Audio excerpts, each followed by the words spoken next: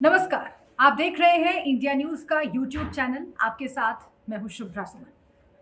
अब से कुछ साल पहले अगर आपसे पूछा जाता कि देश में मुद्दे क्या चल रहे हैं, आप क्या कहते? रोटी, कपड़ा, मकान, बेरोजगारी। लेकिन अब देश में मुद्दे बदल गए हैं। इस घंटे कौन-कौन से मुद्दे देश में छाए हुए हैं, कौन-कौन से मसले पूरे देश में सियासत में भूचाल ला रहे हैं, ये बताने के लिए हम फिर से एक बार आपके सामने आ गए हैं। देखिए, कर्नाटक से लेकर पश्चिम बंगाल तक बहुत कुछ हो रहा है, संसद के भीतर बहुत कुछ हो रहा है। आपको हर घंटे अपडेट करने का लक्ष्य लेकर हम चल रहे हैं। इस घंटे सबसे पहले आपको कर्नाटक के बारे में जानना चाहिए। कर्नाटक एक ऐसा राज्य जो पिछले कुछ महीनों से कई बार चर्चा में आ चुका है। वहाँ पर हिजाब को लेकर जो विवाद हुआ, उससे पूरे देश की सियासत प्रभावित हुई। सबने चर्चा की, खूब हंगामा हुआ, हाई कोर्ट तक ये मामला गया। लेकिन अब फिर से एक बार कर्नाटक में जो हो रहा है, उससे हालात खराब हो रहे हैं, माहौल खराब हो रहा है, क्योंकि कर्नाटक में पिछले 3 दिन में 2 हत्याएँ हो चुकी हैं। सबसे पहले एक बीजेपी नेता की वहाँ पर हत्या होती है।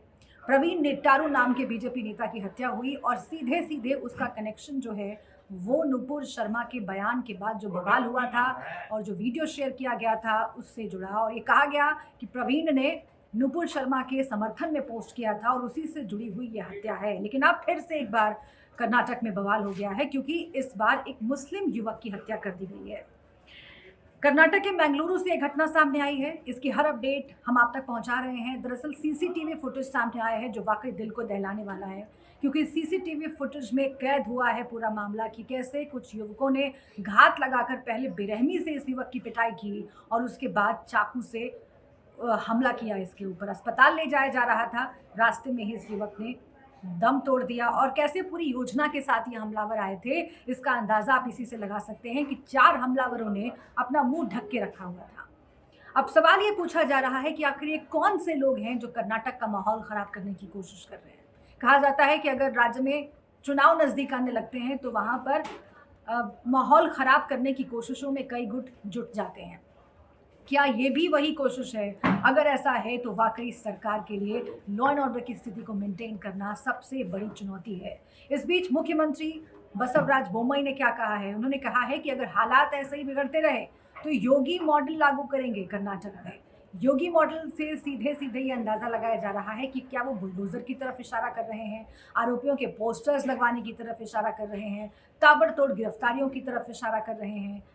लेकिन चाहे जो भी करना चाहें बसवराज बोम्मई, दबाव उन पर खूब पड़ रहा है कि कर्नाटक की स्थिति को सुधारा जाए। और जिस तरीके से बार-बार हत्या की घटनाएँ वहाँ पर सामने आ रही है, 3 दिन में 2 हत्याएँ हो जाना, ये अपने आप में बहुत बड़ी बात है। अब कर्नाटक पुलिस अलर्ट पर है ताकि माहौल बिगड़े नहीं, और कर्नाटक से जो भी आगे खबर सामने आएगी वो हम आपको ज़रूर बताएँगे। तो ये तो कर्नाटक के भूचाल की बात हुई, लेकिन पूरे देश में बाढ़ और बारिश ने भी भूचाल मचा रखा है। 18 राज्यों में मौसम विभाग का अनुमान है कि अगले 3 से 4 दिन तक बहुत ही भारी बारिश हो सकती है और इसके लिए बाकायदा अलर्ट जारी किया गया है। राजस्थान में हालात खराब हैं, वहाँ पर रेस्क्यू के लिए सेना को उतरना पड़ा। अब आप समझिए कि राजस्थान के अलग-अलग इलाकों से हादसों की तस्वीरें सामने आ रही है। एक जगह पर 12 लोग फँस गए और उसके बाद रेस्क्यू के लिए सेना को निकलना पड़ा, उतरना पड़ा। और ऐसे ही हालात दिल्ली, हरियाणा, पंजाब, इन तमाम राज्यों में मौसम विभाग ने आशंका जताई है कि आने वाले कुछ दिनों में भारी बारिश हो सकती है। पहाड़ी इलाकों का अंदाज़ा आप लगा सकते हैं। भूस्खलन की घटनाएँ उत्तराखंड से लेकर हिमाचल प्रदेश तक सामने आई हैं। एनडीआरएफ की टीम, एसडीआरएफ की टीम और सेना अलर्ट पर है ताकि किसी भी स्थिति में लोगों की जान बचाई जा सके। ये तो बात हुई मौसम की, लेकिन पश्चिम बंगाल का मौसम बहुत गर्म है और वहाँ की बात भी हम कर लेते हैं जल्दी से। पश्चिम बंगाल में अर्पिता मुखर्जी, पार्थ चैटर्जी पर सबकी निगाहें हैं, लेकिन ममता बनर्जी पर दबाव जब बढ़ा तो उन्होंने पार्थ चैटर्जी पर एक्शन लिया और पार्थ चैटर्जी को पहले मंत्री पद से हटाया और फिर पार्टी से भी निकाल दिया, तमाम पदों से निष्कासित कर दिया। कहा जा रहा है कि ममता बनर्जी पर दबाव पड़ा तो उन्होंने ये कार्रवाई की है, लेकिन बैकफुट पर जाने के लिए तैयार नहीं है ममता। वो कह रही हैं कि इसमें बहुत कुछ बड़ा खेल है और अभी मैं उस पर बात नहीं करना चाहती, लेकिन चूंकि टीएमसी जीरो टॉलरेंस की नीति रखती है भ्रष्टाचार के खिलाफ, इसलिए हमने ये कार्रवाई की है। ये जांच पूरी होनी चाहिए। अगर वाकई कोई दोषी है भ्रष्टाचार के मामले में तो सजा होनी चाहिए, लेकिन लिमिटेड टाइम फ्रेम में ये जांच पूरी होनी चाहिए। और साथ ही उन्होंने इशारा किया है कि ये बहुत बड़ा खेल है जिस पर वो बाद में बात करेंगे। लेकिन इन सब के बीच पूरा देश देख रहा है अर्पिता मुखर्जी के घर से जिस तरीके की बरामदगी हो रही है, जैसे सोना निकल रहा है, कैश निकल रहा है, 50 करोड़ का कैश अब तक बरामद हो चुका है, और सीधे सीधे पार्थ चैटर्जी पर सवाल खड़े हो रहे हैं। ये कहा जा रहा है कि अर्पिता के घर पर आना जाना था पार्थ चैटर्जी का, और पार्थ चैटर्जी की ओर से ये वो रुपए रखे गए थे। अब अगर अर्पिता मुखर्जी फंसेंगी तो पार्थ चैटर्जी पर मुश्किलें बढ़ेंगी। अगर पार्थ चैटर्जी की मुश्किलें बढ़ेंगी तो ममता बनर्जी अपने आप लपेटे में आती चली जाएंगी। पश्चिम बंगाल, जहां पर बीजेपी विधानसभा चुनाव में कमाल नहीं कर पाई, लोकसभा चुनाव से पहले इस तरह के मामलों को उठाकर बीजेपी अपनी जमीन और मजबूत करने की कोशिश कर रही है। एक और खबर जल्दी से आपको बता देते हैं। देखिए, शतरंज ओलंपियाड की शुरुआत हो गई है। 44वां शतरंज ओलंपियाड ये है जो कि चेन्नई में शुरू हो गया है। प्रधानमंत्री मोदी ने इसकी शुरुआत की और पूरे देश ने तस्वीरें देखी, लेकिन पाकिस्तान इस पर भी राजनीति कर रहा है। खबर ये है, पाकिस्तान इस पर कैसे राजनीति कर रहा है। पाकिस्तान की टीम चेन्नई पहुंच गई थी ओलंपिक में, माफ़ कीजिए, ओलंपियाड में शामिल होने के लिए, लेकिन जैसे ही पाकिस्तान को पता चला कि इसकी जो रिले टीम है वो कश्मीर से होकर गुजरी, उसके साथ ही ये पाकिस्तान ने घोषणा कर दी कि हम इसमें शामिल नहीं होंगे।